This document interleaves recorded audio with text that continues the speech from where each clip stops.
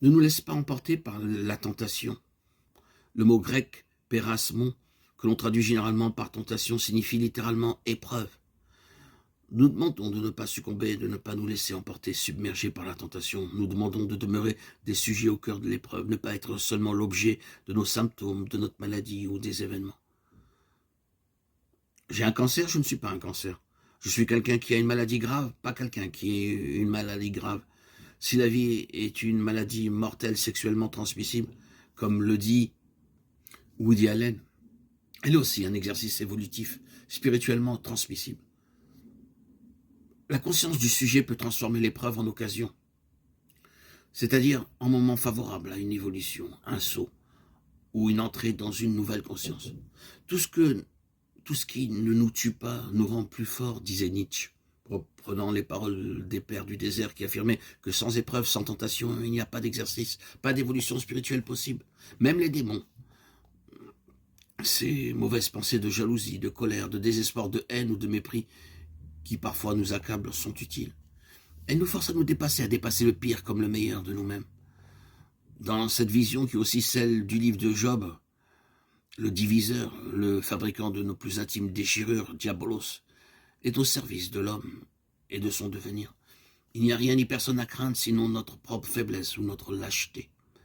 Nous n'avons peut-être jamais eu d'autre ennemi que nous-mêmes. Tout ce qui nous est arrivé dans la vie, tout ce qui nous arrive encore aujourd'hui, c'est peut-être l'ami déguisé en serpent pour nous faire prendre conscience de nos limites et de nos peurs. Et son venin, le plus puissant, n'est autre que notre propre peur ou notre lassitude. Car parfois, il faut aussi le reconnaître, l'épreuve semble insupportable et la tentation est grande d'en finir.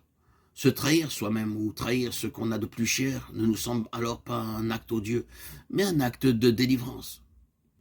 Les anciens disaient que la tentation était l'apostasie, renier dans les ténèbres ce que nous avons connu dans la lumière, renier l'amour que nous avons pour la vie au moment où la vie se fait douloureuse. Notre tentation, notre épreuve, c'est celle de Judas, le désespoir et le suicide. Souvenons-nous que Judas, avant d'être un traître, fut un homme qui s'est senti trahi, déçu. On est déçu à la mesure de son attente. L'attente de Judas était infinie, sa déception fut infinie. Il attendait du Christ qu'il soit un Messie, un sauveur, un vainqueur, qui délivre son pays de l'occupant et de ses injustices. Il croyait en Yeshua plus que tout autre, et lorsque Yeshua ne répondit plus à son attente, il eut cette impression terrible, qui nous est parfois familière d'avoir été eu, abusé, séduit par un imposteur, à qui il avait tout donné. Yeshua ne répond plus, il déçoit toutes les espérances de Judas. Ce n'est qu'un homme comme les autres, un menteur, un impuissant. Il ne peut rien pour nous sauver, pour rétablir la paix et la justice.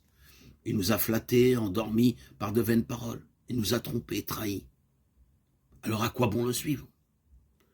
La justice réclame qu'on lui fasse payer son imposture, sa trahison.